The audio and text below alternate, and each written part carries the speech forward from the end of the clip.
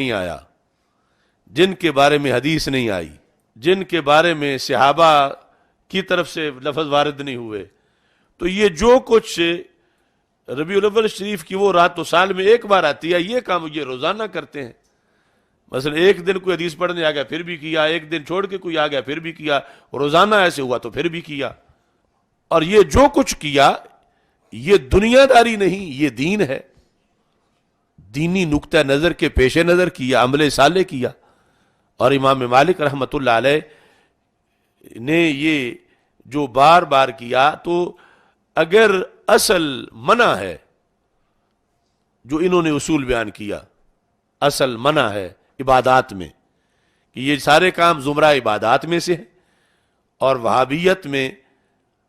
اصل عبادات میں منع ہے، تو جائز تب ہوگی جب کوئی حکم آئے گا۔ تو اب ان میں سے ہر کام کا حکم جو ہے وہ دکھایا جائے، تو حکم شخصی طور پر جزئی شخصی کے لحاظ سے نہیں ہے۔ اور پھر خلفائے راشدین کی بات ہے، صحابہ کرام رضی اللہ تعالیٰ عنہ کی بات ہے، تو وہاں یہ چیزیں ثابت نہیں ہیں۔ ہاں یہ ہے کہ وہ عاشق ان سے بڑے تھے اور احرص تھے اور مقتدی بھی تھا، چلو روزانہ نہیں تو ایک ایک دن ان سے ثابت کر دو، ایک ایک دن۔ یعنی جس طرح میلاد شریف کے مسئلے میں کہتے ہیں کہ فلاں خلیفہ راشد کے زمانے میں اتنی بار آیا، فلاں کے زمانے میں 12 ربیع الاول اتنی بار آیا، تو ان خلفاء راشدین نے حدیث بھی اس کے کہیں زیادہ بار لکھی یا زیادہ بار پڑھائی۔ یعنی اتنی بار حضرت صدیق اکبر رضی اللہ تعالیٰ عنہ کے زمانے میں، خلافت کے زمانے میں 12 ربیع الاول شریف نہیں آئی جتنی بار انہوں نے حدیث پڑھی لوگوں کے سامنے، اور جتنی بار انہوں نے لکھوائی یا لکھ کے دی۔ تو ان میں سے کسی ایک بار یہ سب کچھ ثابت کرو۔ یعنی جو ہم سے پوچھتے ہیں کہ تم یہ سب کچھ جو کر رہے ہو، جھنڈیاں لگا رہے ہو، یہ وہ کر رہے ہو، یہ وہاں ثابت کرو، یا پھر کیا تم بڑے عاشق ہو؟ تو ہم امام مالک کا یہ ہو بہو ساری جو ان کی کاروائی ہے، عظیم عمل ہے، اس کا ان سے جواب مانگتے ہیں کہ جس کام سے پہلے انہوں نے یہ سب کچھ کیا وہ ہے حدیث سنانا۔ وہ حضرت صدیق اکبر رضی اللہ تعالیٰ عنہ نے بھی لوگوں کو سنائی اور سینکڑوں بار سنائی۔ تو جو 2-4 بار آیا، 2-3 بار دن آیا، اس کا تم کہتے ہو دکھاؤ، تو جو سینکڑوں بار جو موقع آیا وہاں یہ سب کچھ دکھاؤ، تو وہاں سے یہ ثابت نہیں کر سکتے۔ اور امام مالک بڑے عاشق نہیں ہیں، بڑے عاشق تو وہ ہیں، تو اس کے باوجود امام مالک جو ہیں ان کا یہ عمل یہ مستحسن سمجھا گیا کہ امت نے پھر اس کے حوالے دیے، اور یہ اس لیے کہ اور لوگ بھی ایسا کریں، اور یہ کہ اسے پھر تعظیم نبوی قرار دیا گیا کہ رسول پاک صلی اللہ علیہ وسلم کی حدیث کی جو تعظیم ہے یہ رسول پاک صلی اللہ علیہ وسلم کی اپنی تعظیم ہے۔ تو اب یہاں اس چیز کو پھر تھوڑا سا مزید آگے بڑھانا چاہیے کہ باوجود اس کے کہ بڑے عاشق وہی تھے صحابہ کرام رضی اللہ تعالیٰ عنہ، لیکن امام مالک یہ بار بار بدعتیں نہیں کرتے رہے۔ جس بیس پر ہمارے معمولات پہ وہابیت نے اعتراض کیا اور بدعت ثابت کرنے کے لیے اس اصول کے مطابق امام مالک بھی بدعتی ہوں گے، امام بخاری بھی بدعتی ہوں گے، بلکہ باقی سیاستہ کے حضرات بھی بدعتی قرار پائیں گے، ائمہ اربعہ میں بھی بدعتی قرار پائیں گے، تو پھر ان کو سنیت کہاں سے ملے گی؟ یہ کوئی اپنا علیحدہ امام مالک ڈھونڈے، پھر کوئی اپنا علیحدہ امام بخاری ڈھونڈے، کیونکہ اس اصول پر تو یہ متفق ہے کہ بدعتی کی حدیث قبول نہیں، اور جو بدعتی بنتا کیسے ہے ان کے اصول کے مطابق یہ بدعتی ہیں، امام مالک ہوں معاذ اللہ، یا امام بخاری ہوں، یا دیگر بہت سے۔ تو جس اصول پر قائم رہ کر وہ بدعتی نہیں، اسی پر یہ میلاد کو بحیثیت جشن کے احتفال کے ساتھ منانا خرافات سے پاک، یہ بھی بدعت نہیں بلکہ یہ کار ثواب ہے مطلقاً۔ یعنی جو ذکر میلاد ہے وہ تو قرآن و سنت سے ثابت ہے، اور صحابہ کرام رضی اللہ تعالی عنہم سے اس کا من وجہ احتفال بھی ثابت ہے کہ محفل میں ذکر ہونا اور بیان کرنا. باقی چونکہ مرور زمانہ کے ساتھ ساتھ جس طرح مثلا مسجد کی تعمیر کے فتوے بخاری شریف میں ایاک ان تصفر او تحمر، یہ حضرت عمر رضی اللہ تعالیٰ عنہ نے مسجد نبوی شریف کے بارے میں مستریوں کو، بنانے والوں کو کہا کہ یہاں رنگ نہیں لگانا، اور پھر سارے رنگ لگے بعد میں. تو میلاد کے بارے میں تو روکا نہیں تھا انہوں نے کہ صرف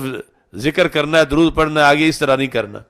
تو جہاں منع کیا گیا خلیفہ راشد کی طرف سے، اس منع کو تو مرور زمانہ کی بنیاد پہ آ کے ترک کر دیا گیا کہ اگر لوگوں کے گھر شان والے ہوں اور اللہ کا گھر کٹیا جیسا ہو تو پھر اسلام کی دھاک نہیں بیٹھتی، لہذا یہ بھی خوبصورت بناؤ. اور اس فتوے سے ہٹ کر ہر فرقے نے عمل شروع کر دیا. تو یہاں تو ایسا فتویٰ بھی نہیں تھا جس میں منع چلو خود صاحب شریعت کی طرف سے نہیں، خلفائے راشدین کی طرف سے آئی ہو. تو یہاں پر امام مالک رحمۃ اللہ علیہ بڑے عاشق نہیں تھے، بڑے وہی تھے، لیکن جو بڑے تھے ان کو جو کچھ میسر تھا وہ بعد والوں کو میسر نہیں. یعنی بعد والوں کا یہ سب کچھ کرنا اس بیس پہ نہیں کہ یہ بڑے عاشق ہیں، اس بیس پہ ہے کہ انہیں کچھ محرومی ہے، جس محرومی کی بنیاد پر یہ ایسے سورسز استعمال کر کے اپنے آپ کو تسکین بخشتے ہیں. صحابہ کرام رضی اللہ تعالی عنہم کو جو کچھ میسر تھا، رسول پاک صلی اللہ علیہ وسلم کا دیدار ہر گھڑی میں، یہ بعد والوں کو میسر نہیں. انہیں جو یہ شرف حاصل تھا کہ سرکار کا چہرہ دیکھیں اور حدیث سنیں، یہ بعد والوں کو میسر نہیں. بعد والوں کا یہ سب کچھ کرنا کہ اب حدیث کے لیے امام بخاری کا جو اہتمام ہے کہ ہر حدیث سے پہلے غسل کریں، 2 نفل پڑھیں، امام مالک غسل کریں اور یہ ساتھ سارا اہتمام لباس کا اور سب کچھ کریں، یہ اس بیس پہ یہ مقدم ہیں، بڑے ہیں. یہ اس لیے ہے کہ پہلوں کو وہ کچھ میسر تھا جو انہیں میسر نہیں. تو یہ ان ذرائع سے اپنے آپ کو دلاسا دیتے ہیں، اپنے آپ کو تسکین دیتے ہیں. یہ کوشش کرتے ہیں کہ انہیں تو آنکھ کھولتے ہی جلوہ نبوی صلی اللہ علیہ وسلم سامنے نظر آ جاتا تھا. تو ہمیں اس طریقے سے ہی یاد رسول صلی اللہ علیہ وسلم کی لذت میسر آئے. وہ تو ڈائریکٹ ذات رسول علیہ السلام کی تعظیم کر رہے تھے، تو ہم اس طرح فرمان رسول علیہ السلام کی تعظیم کریں. اب ظاہر ہے کہ جو جہاں محرومی ہے ان کی ادائیں عین وہ نہیں ہو سکتے جہاں محرومی نہیں. ان کا تو مقام ہی بڑا ہے.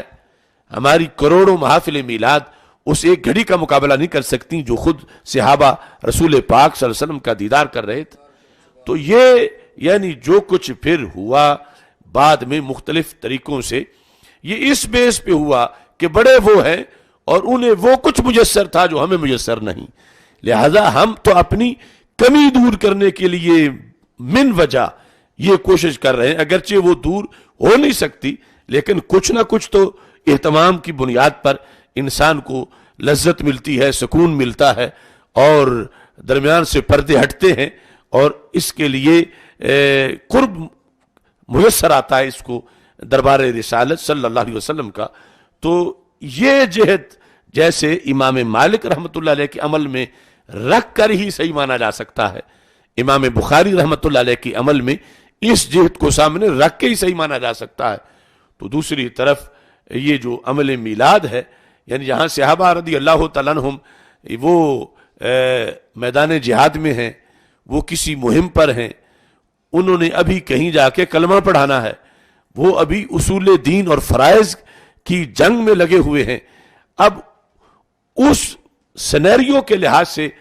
ان سے یہ تقاضے کرنا کہ وہ ایک حدیث کے لیے پہلے غسل کریں، پھر دھلے ہوئے یا نئے کپڑے پہنے، یعنی جن کے پاس 6 مہینے ایک ہی دھوتی تھی، ان کے نئے کپڑوں کا تقاضا جدد وہ کیسے پورا ہو. پھر جنہوں نے اتنا لمبا سفر جہاد کا کرنا ہے اور اس طرح کی صورتحال ہے، اس طرح کی مصروفیات ہیں، ان کے ہاں یہ تلاش کرنا کہ وہاں پر جو عود ہندی جلائی جائے اور خوشبو